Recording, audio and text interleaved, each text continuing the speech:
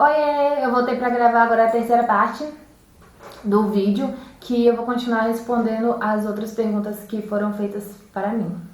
Agora eu vou responder duas perguntas que eu acho que foram recordes de pessoas perguntando a mesma coisa, que era a quantidade de exercícios que eu fazia por dia e a quantidade de horas que eu estudava por dia.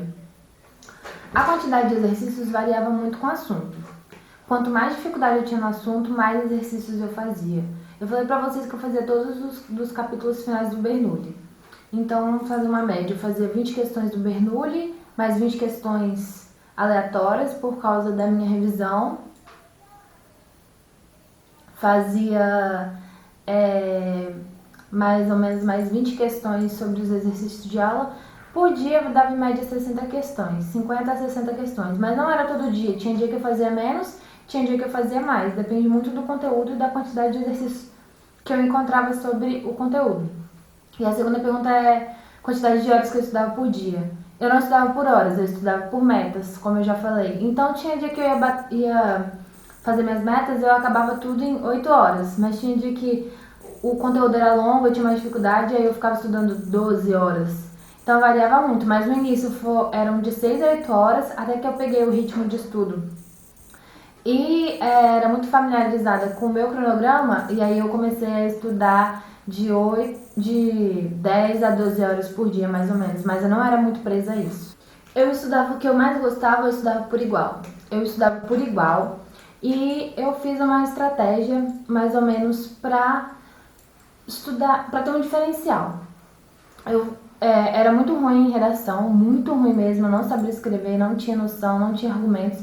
Então eu tinha necessidade de treinar a redação. Por isso eu fazia a redação de 2 a 3 vezes por semana. E eu sabia que eu era muito boa em matemática. Então, e matemática o TR sobe muito mais fácil do que qualquer outra área da prova do Enem. Então, eu estudei muito matemática e fazia muito mais exercícios de matemática do que qualquer outra matéria. Mas eu sempre estudei igual.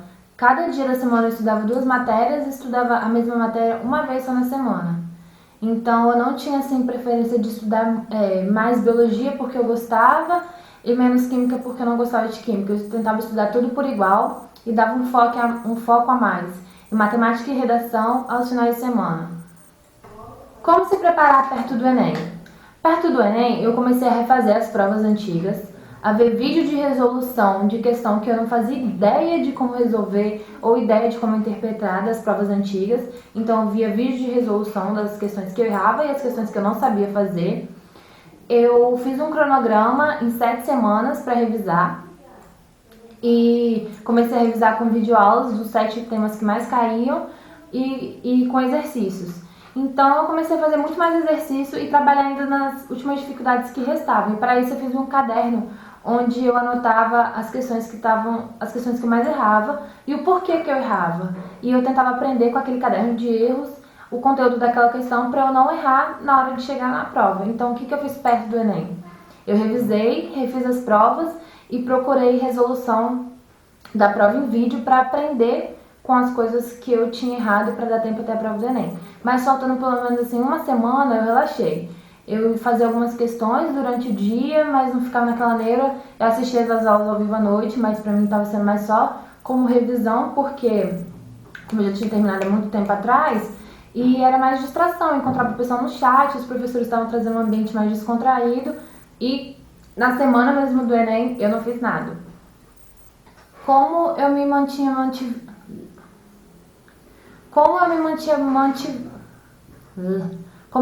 motivada? Então, eu nunca consegui me motivar pensando assim, nossa, meu concorrente está estudando, eu tenho que estudar. Nossa, minha vida é muito ruim, eu sou pobre e eu tenho que estudar. Isso não funcionava comigo. Talvez pode funcionar com vocês, mas comigo não funcionava. A primeira coisa que eu fiz para poder me motivar foi criar o meu Studigram, que é o Estudaju, e lá compartilhar minha rotina e ver que havia pessoas que também tinham o mesmo objetivo que eu e também estavam nessa caminhada de estudar sozinha e querer passar em medicina. Então, as postagens, as pessoas que eu seguiam, isso me deixava muito mais motivada para alcançar meus objetivos. E as reformas que eu fui fazendo no meu cantinho de estudos. Antigamente, o meu cantinho de estudos era muito diferente disso daqui, e era bem simples, então fui conquistando as coisas aos poucos. Primeiro pintei a parede de preto, aí depois mandei reformar a minha mesa de estudos, fui construindo uma estante diferente, e nisso eu fui fazendo algumas pequenas reformas, mas foi ao longo do ano, porque no começo o meu cantinho era bem mais simples do que agora, mas assim, essas reformas, essas coisas que eu fui mudando, comprando uma coisinha aqui, uma coisinha ali, me deixava motivada. Então, essa era a forma que eu conseguia me manter motivada e no foco para o vestibular. Como estudar linguagens? Linguagens também é uma área da prova que eu tinha muita dificuldade, porque eu ficava muito cansada de ler a prova. Então, eu procurei saber como ler a prova de linguagens. E eu vi que primeiro eu gostava de ir na pergunta e depois eu ia no início do texto ou no final do texto, se o texto fosse muito longo. Geralmente, eu percebi que geralmente algumas das respostas estavam no início ou no final do texto e nunca no meio. Então, eu comecei a fazer isso e estudar muito a prova de linguagens, refazendo as provas anteriores, vendo como é que era cobrado, o estilo que estava sendo cobrado, as questões e aprendendo. E também linguagens é muito a leitura, você tem que ler, tem que saber interpretar. E eu procurava muitos vídeos no YouTube de professores resolvendo a prova, tanto do Descomplica quanto outros professores, porque eu gostava de ver mais de uma visão sobre a prova e sobre a resolução, que coisas que algum professor percebe, nem sempre o outro também vai perceber. Então, ter duas visões sobre a mesma questão, sobre pontos distintos da questão, me ajudava muito. E nisso eu gostava muito de ver aulas de resolução de prova. E eu aprendia muito a como identificar onde estava a resposta, a como eliminar questões que poderiam me deixar confusas. Então, linguagens para mim foi fundamental estudar a prova, como é que ela era, como é que era a estrutura, a quantidade de textos e os assuntos que caíam e como eles caíam. Como começar a estudar se eu comecei muito tarde? No meu caso, eu comecei muito cedo, então eu tinha muito mais tempo livre, mas eu vejo que algumas pessoas ainda não começaram a estudar e têm vontade. Eu tenho alguns conselhos para dar. Ou você procura planos intensivos, por exemplo, o Descomplica acho que gira em torno de 36 a 38 semanas o extensivo. Eles vão lançar, se eu não me engano, um plano mais curto de semanas, que é o foca nos exercícios. Não. Como estudar se eu comecei muito tarde? Então, no meu caso, eu comecei muito cedo e eu tinha tempo livre para poder estudar. Mas quem está começando agora tem como correr atrás desse prejuízo. Eu indico que você procure o edital do Enem ou um cronograma do seu cursinho e tenta encurtá-lo em menores semanas. Por exemplo, tem mais ou menos, eu não sei quantas semanas deve ter umas 24, 25 semanas até o Enem mais ou menos. Tenta fazer um plano de estudos para 20 semanas. Tenta tirar, o Descomplica gira em torno de 36 a 38, tenta tirar algumas semanas e essas semanas que você tirar são conteúdos menos relevantes. Ou seja, o seu cronograma vai ter o que exatamente cai, aquilo que mais cai, entendeu? Não vai ser completo, abrangente, porque você tem pouco tempo, mas vai ser sempre objetivo, porque vai girar em torno de conteúdos que mais caem. Então, quem tem pouco tempo ou quem começou muito atrasado, eu indico encurtar o cronograma. Quem tem pouco tempo para estudar, eu indico que estude aquilo que mais cai. E aí você vê se você quer fazer um cronograma de 20 semanas com 20 assuntos que mais caem, 15 semanas com 15 assuntos, ou 10 ou 7, mas sempre focando no top dos assuntos que mais caem para ser mais objetivo na hora de fazer a prova. E a última pergunta é como lidar com vestibular e vida social. Eu acho que é imprescindível você não abrir mão da sua vida social. Você não pode se tornar um escravo do estudo. Eu acho que o estudo e você e a vida social tem que andar bem paralelo e em conjunto. Porque o que adianta você estar lá focado, estudando, e sua mente está ficando sobrecarregada, o seu corpo não aguenta mais, você está sentindo dor de coluna, dor de cabeça o tempo todo.